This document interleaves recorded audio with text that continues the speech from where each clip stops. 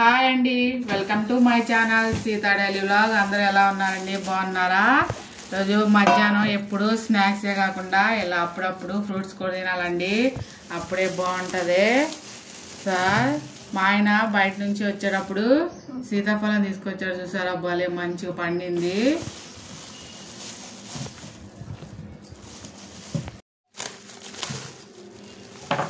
ఇది వచ్చి జాంకాయలో హైబ్రిడ్, ఇవి కూడా తీసుకొచ్చాడు, చూసారా? భలే ఉంది.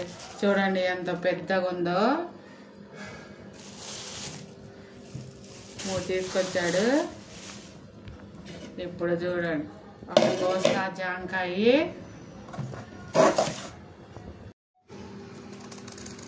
ఫస్ట్ జాంకాయ ముక్కలు కోస్తున్నా. ఈ జాంకాయ భలేగా కొబ్బరి ముక్కలాగా క్రంచీగా ఉంటుందండి. కాకపోతే ఒక్క రోజు ఉందంటే బాగా పండిపోతుంది, ఇక తర్వాత తినలేమన్నమాట.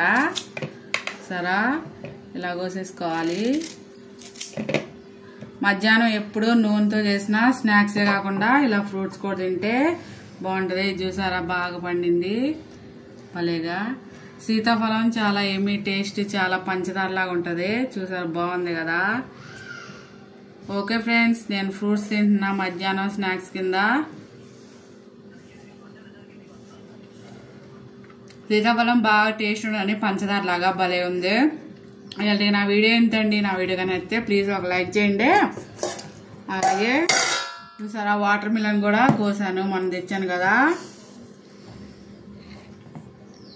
ఇలా కోసి గిన్నెలో పెట్టేసి ఒకటి వేసి పెడితే మంచిగా ఉంటుంది తినటానికి.